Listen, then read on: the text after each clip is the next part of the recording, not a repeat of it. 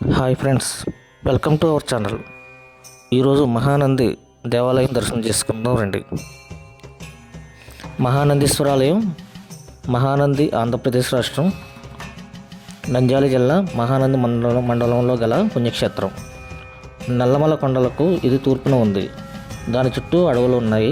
మహానందికి 15 కిలోమీటర్ల పరిధిలో నవనందులుగా పిలువబడే 9 నంది పుణ్యక్షేత్రాలు ఉన్నాయి.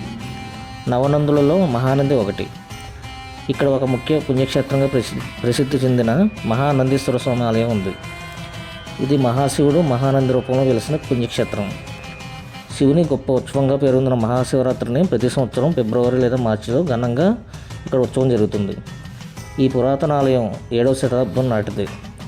10వ శతాబ్దపు పలకల శాసనాల ప్రకారం ఈ దేవాలయం అనేక సార్లు మరమ్మతులు జరిగినట్లుగా పునర్నిర్మించబడినట్లు తెలుపుతున్నాయి.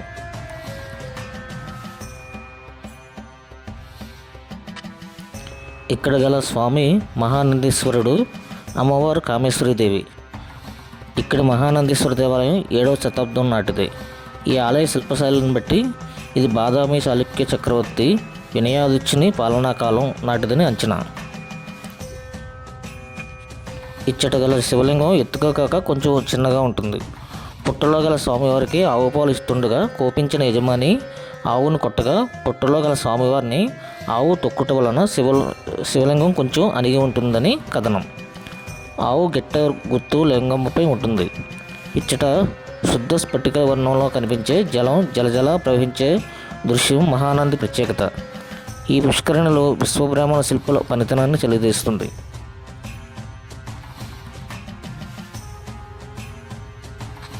ప్రధాన ఆలయానికి ఆలయ ముఖద్వారం గోపురానికి మధ్యలో ఉన్న పుష్కరిణిలోనికి స్వచ్ఛమైన నీరు సర్వవేళలా గోముఖ శిల నుండి ధారావాహికంగా వస్తుంటుంది.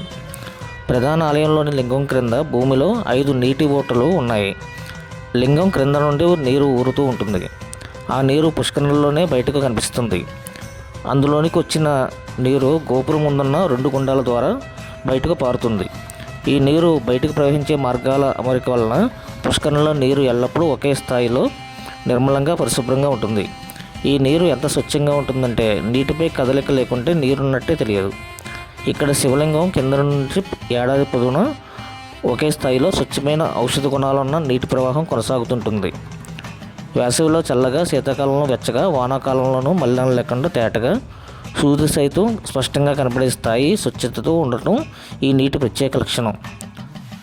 5.5 అడుగుల లోతున్న కింద నుండి రూపాయి బిళ్ళ చాలా స్పష్టంగా కనబడుతుంది. ఆలయ ఆవరణలో కొన్ని బావులు ఉన్నాయి. అన్నింటిలోనూ ఇలాంటి నీరే ఉంటుంది. ఈ నీటిని తీర్థంగా భక్తులు తీసుకెళ్తారు. ఈ మహానంది క్షేత్రంలో ఊరే నీరు సుమారు 3,000 ఎకరాలకు సాగునీరు అందజేస్తుంది. ఇచ్చట బ్రహ్మ, విష్ణు, రుద్రగుండాలు ఉన్నాయి. మహాశివరాత్రి పుణ్యదినాన లింగోద్భవ సమయంలో అభిషేకం, కళ్యాణోత్సవం, రథోత్సవాలు జరుగుతాయి.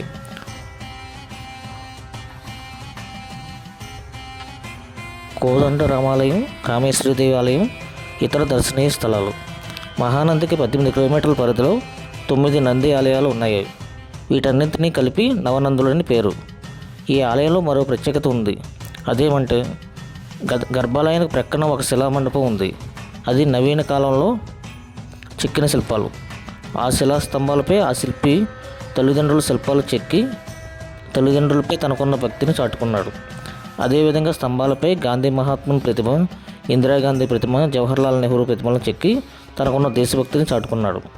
ఈ క్షేత్రం 19వ శతాబ్ది తొలి భాగంలో కేకారణ్యంగా ఉండేది.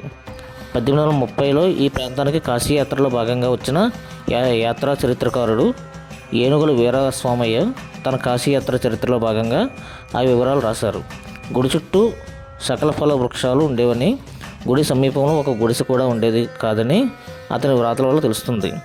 అప్పట్లో అన్ని వస్తువులు బసవాపురం నుంచి తెచ్చుకోవాల్సి వచ్చేది. చివరకు నిప్పు దొరకడం కూడా ప్రయాసగానే ఉండేదని రాశారు. రాత్రిపాటు మనుషులు ఉండరని కూడా తెలిపారు. అర్చకునుగా తమిళుడు ఉండేవారని, వచ్చిన వారు తామే శివునికి అభిషేకం చేసి పూజించేందుకు అంగీకరించేవారని తెలిపారు. తొలిజాముకు వచ్చి ఆలయ గర్భగుడి తెరిచేవారు. గోసాయిలు, బైరాగులు 2-3 రోజులు ఆ స్థలంలోనే ఉండి పునరుచ్చరణ చేసేవారు. మొత్తానికి 1830 నాటికి ఇది పుణ్యక్షేత్రంగా ప్రసిద్ధమైన, సౌకర్యాలకు తీవ్రమైన ఇబ్బంది ఉండేది. నంద్యాల నుండి మహానందికి బస్సు సౌకర్యం ఉంది. గిద్దలూరు నంద్యాల మార్గంలో ఉన్న గాజులపల్లె ఇక్కడికి సమీప రైల్వే స్టేషన్. నంద్యాల నుండి మహానంది సుమారు 21 కిలోమీటర్లు. సమీప అంతర్జాతీయ విమానాశ్రయం హైదరాబాద్లో ఉంది. ఇది దాదాపు 215 కిలోమీటర్ల దూరంలో ఉంది. సమీప రైల్వే స్టేషన్ నంద్యాలలో ఉంది. నంద్యాల పట్టణం నుండి మహానంది చేరుకోవడానికి 2 మార్గాలు ఉన్నాయి. తిమ్మాపురం మీదుగా ఒక మార్గం బస్టాండ్ నుండి 17 కిలోమీటర్ల దూరంలో ఉన్న అతి చిన్న మార్గం. మరొక మార్గం గిద్దలూరు రోడ్డు మీదుగా బోయిలకుంట్ల క్రాస్ వద్ద ఎడమవైపు నుండి వెళ్లే మార్గం. ఇది నంద్యాల నుండి 24 కిలోమీటర్ల దూరంలో ఉంది.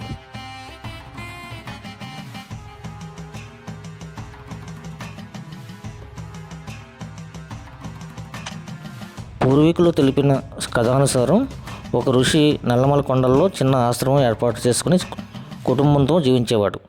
అతడు శిలాభక్షకుడే ఎల్లప్పుడూ తపోధ్యానంలో నిమగ్నమై ఉండేవాడు. ఆ మేరకు ఆయన్ను అంతా శిలాదుడని పిలిచేవారు. భార్య తమకు దైవప్రసాదంగా ఒక కుమారుడు ఉంటే బాగుండుతున్న ఆకాంక్షించగా ఆమె కోరికను తీర్చేందుకు శిలాదుడు ఆ సర్వేశ్వరుని గురించిన అత్యంత నిష్ఠతో తపస్సు ప్రారంభించాడు. కొన్నాళ్ళకు అతని భక్తికి మెచ్చిన మహేశ్వరుడు అతని చుట్టూ పుట్టగా వృద్ధి చెందాడు.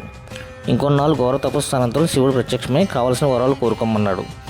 దేవాదిదేవుని చూసిన పార్వత్యంలో శిలాద మహర్షి భార్య కోరిన కోరిక మర్చిపోయాడు.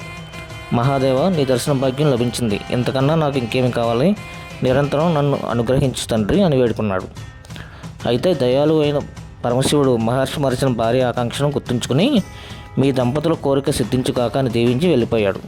ఆ మేరకు పుట్టు నుంచి ఒక బాలుడు జన్మించాడు. శిలాదుడు వెంటనే భార్యను పిలిచి, ఇదిగో నీవు కోరిన ఈశ్వర వరప్రసాది, మహేశ్వరుడు అనుగ్రహించి ప్రసాదించిన మన కుమారుడు అంటూ ఆ బాలుడిని అప్పగించాడు. వారు ఆ బిడ్డకు మహానందుడు అని పేరు పెట్టారు. అనంతరం ఆ మహానందుడు ఉపనయనం అయ్యాక గురువుల దగ్గర అన్ని విద్యలు నేర్చాడు. తల్లిదండ్రుల అనుమతితో శివుని గురించి తపస్సు చేశాడు. అతని కఠోర దీక్షకు మెచ్చిన పరమశివుడు పార్వతీదేవితో సహా ప్రత్యక్షమై వచ్చావు, వరం కోరుకో అనగా మహానందుడు, దేవాదిదేవ, నన్ను నీ వాహనంగా చేసుకో అని కోరాడు. అలాగే వరమిచ్చిన శివుడు, మహానంద, నీవు జన్మించిన ఈ పుట్టు నుంచి వచ్చే నీటిదార కొలనుగా మారి అహర్నిశలు ప్రవహిస్తూ సదా పవిత్ర వాహినిగా నిలుస్తుంది. చుట్టూ 80 కిలోమీటర్ల దూరం మహానంది మండలంగా ఖ్యాతి చెంది పరమ పవిత్ర క్షేత్రంగా విరాజిల్లుతుంది అని వరమిచ్చాడు. తాను ఇక్కడి నవనందుల్లో లింగరూపుడిగా ఉంటానని వరం అనుగ్రహించాడు.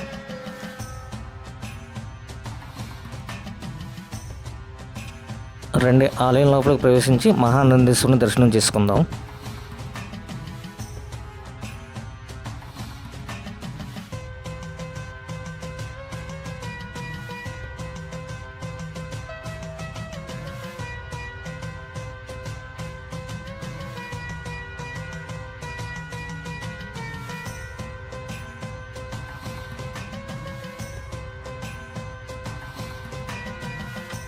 కెమెరా గర్భాలయం లోపలికి అనుమతి లేదు, ఇక్కడి నుంచే దర్శనం చేసుకోండి.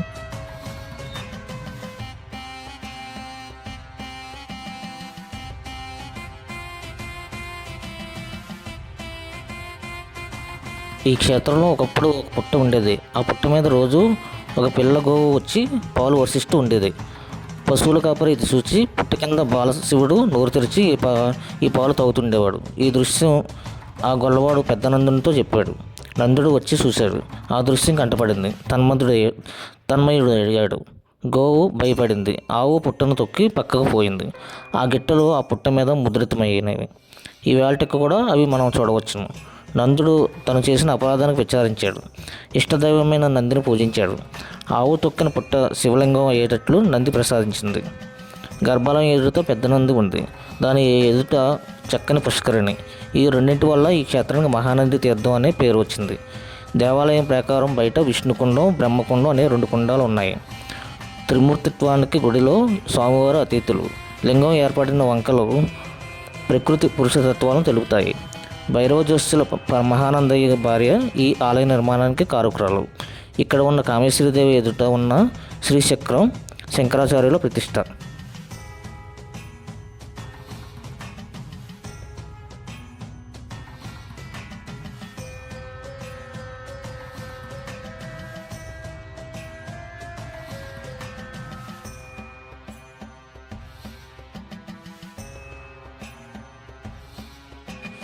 ఈ ఆలయం కళ్యాణి లేదా పుష్కరిణి అని పిలువబడే మంచినీటి కొలనులకు ప్రసిద్ధి చెందింది.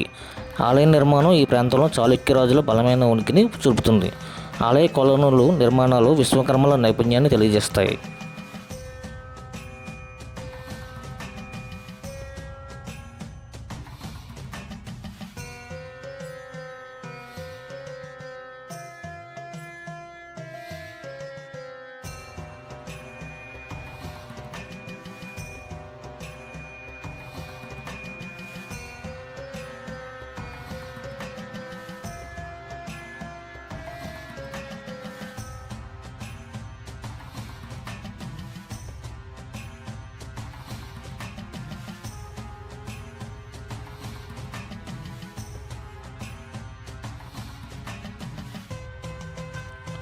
మహానంది, శివనంది, వినాయకనంది, సోమనంది, ప్రథమనంది, గరుడనంది, సూర్యనంది, కృష్ణనంది,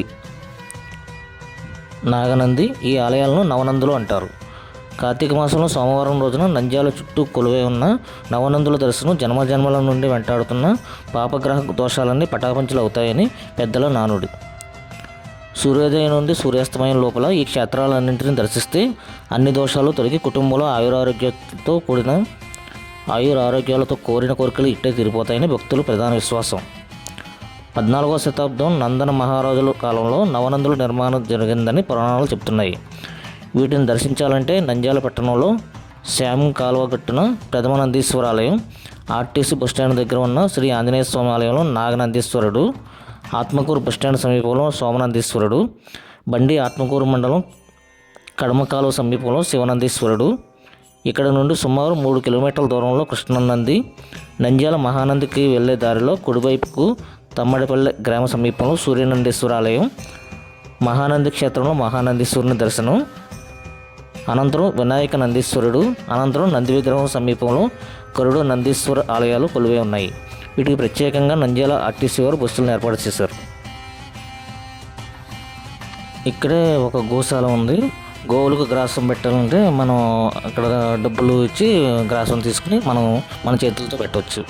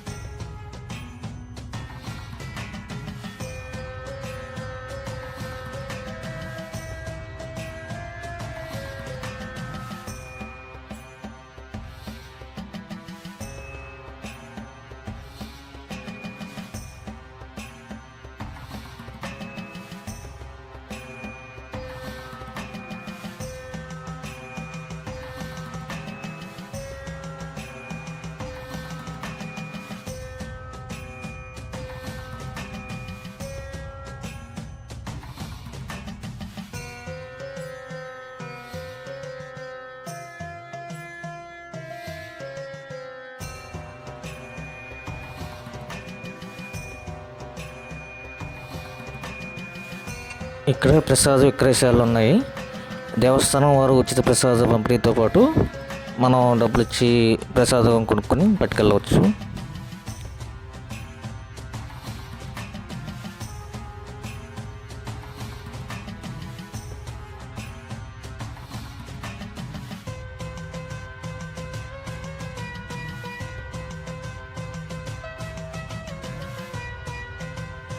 మహానందీశ్వరుని దర్శనం చేసుకున్నారు కదా ఫ్రెండ్స్.